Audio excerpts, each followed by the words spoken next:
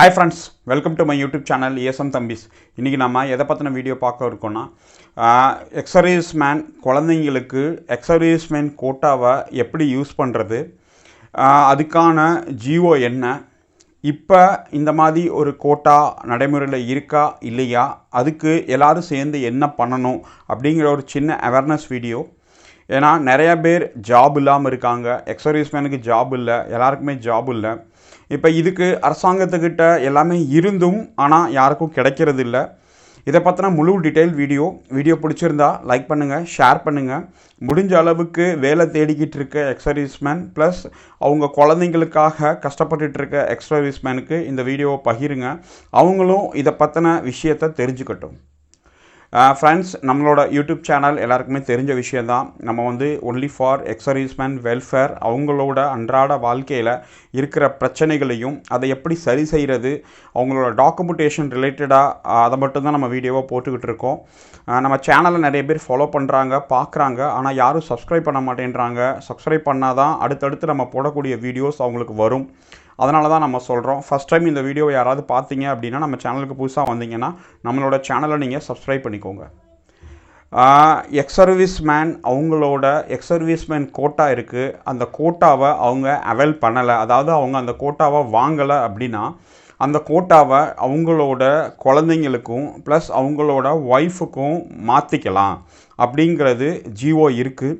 அந்த GO number 1164, dated November 1984, 22 November. அந்த GO நான் இப்போ போடுறேன். இதுதான் அந்த ஜிஓ. ஏன் நான் உங்களுக்கு சொல்கிறேன்னா, எல்லா ஃபெசிலிட்டியும் அரசாங்கம் கொடுத்துருக்கு, ஆனால் அது நம்ம அவேர்னஸ் இல்லாததால் அந்த ஃபெசிலிட்டி நம்ம கையை விட்டு போனாலும் அந்த நாலேஜ் நம்மளுக்கு இல்லாமல் இருக்குது. இப்போ இந்த ஜிஓ நடைமுறையில் இருக்கா அப்படின்னு நீங்கள் கேட்டிங்கன்னா, நடைமுறையில் இருக்குது ஆனால் இல்லை.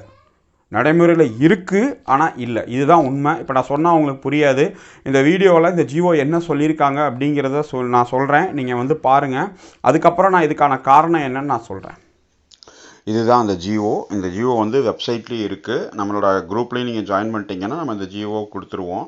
இப்போ இந்த ஜிஓ நம்பர் 1161, டேட்டட் பார்த்தீங்கன்னா 22/11/1984 இதை கொடுத்துருக்காங்க. நீங்கள் பார்த்தீங்கன்னா public services recruitment through employment exchange priority of one of depend of ex man order issued அப்படின்னு சொல்லி நம்ம இந்த ஜியோ கொடுத்துருக்காங்க. இதுக்கு முன்னாடி இருந்த ஜியோவில் அமெண்ட்மெண்ட் பண்ணி இந்த ஜியோ ரிலீஸ் பண்ணியிருக்காங்க. 1984 இந்த ஜியோ இருக்குது.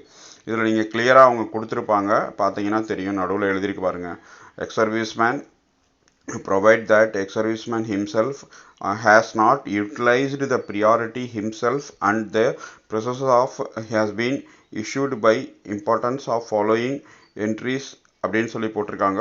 one son or one daughter or one dependent of ex-serviceman provided the concerned ex-serviceman themselves have not utilise the policy அப்படின்னு சொல்லியிருக்காங்க.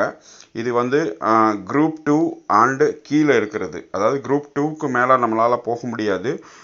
இந்த ப்ரியாரிட்டி எப்போ யூஸ் ஆகும்னா, குரூப் 2க்கு கீழே இருக்கிற அந்த ஒரு போஸ்டிங்க்கு தான் இது யூஸ் ஆகும். இப்போ குரூப் 1க்கு நீங்கள் கேட்டிங்கன்னா இந்த மாதிரி கிடைக்காது, குரூப் 2 அண்டு பிலோக்கு தான் கிடைக்கும் அப்படின்னு சொல்லி கொடுத்துருக்காங்க.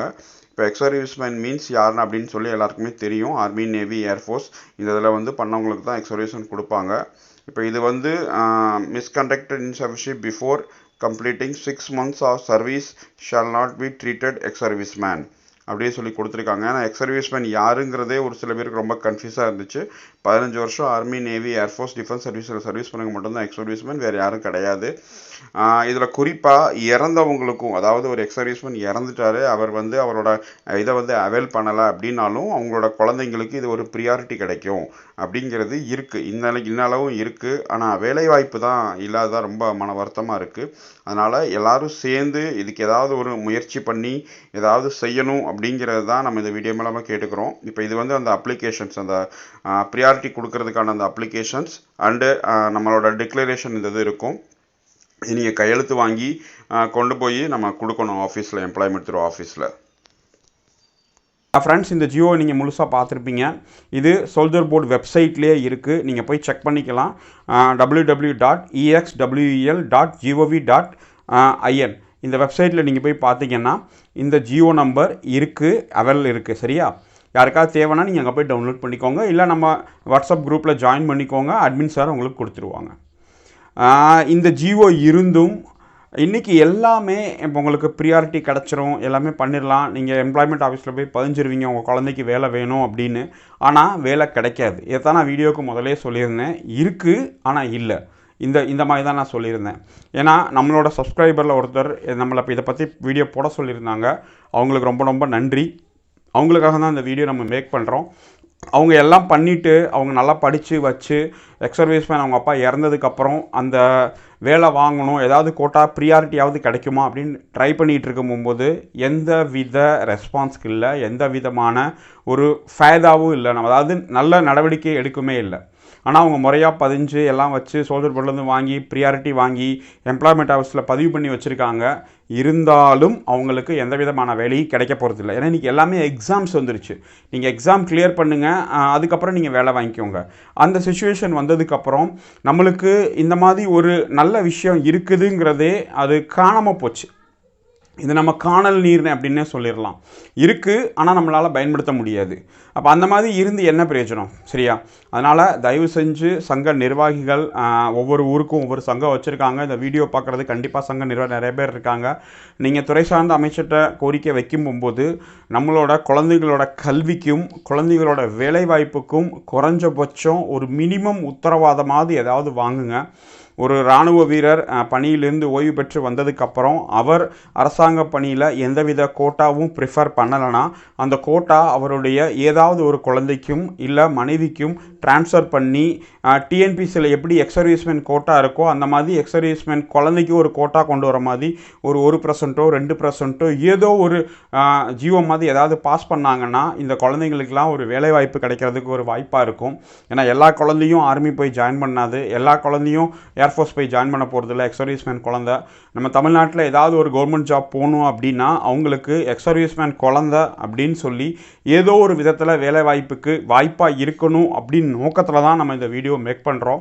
ப்ளஸ் நம்மளுக்கு நம்ம கையை மீறி போன நிறைய விஷயங்கள் ரொம்ப பேருக்கு தெரியாமல் இருக்குது. அந்த விழிப்புணர்வு ஏற்படுத்தணும் அப்படிங்கிறதுக்கு தான் இந்த வீடியோ நம்ம மேக் பண்ணி போடுறோம். வேறு எதுக்காகவும் இல்லை.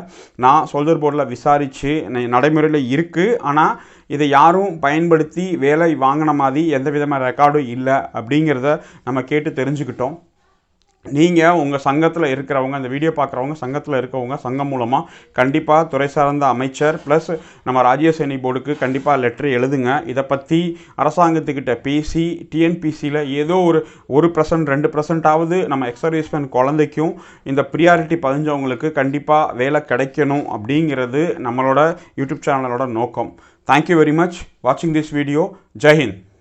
ஃபைட்டிங் ஃபர்ஸ்ட் ட்ரஸ்ட் முன்னாள் இராணுவ வீரர்களின் குழந்தைகளின் கல்வி, மருத்துவம் போன்ற தேவையான உதவிகளை செய்து வருகிறது.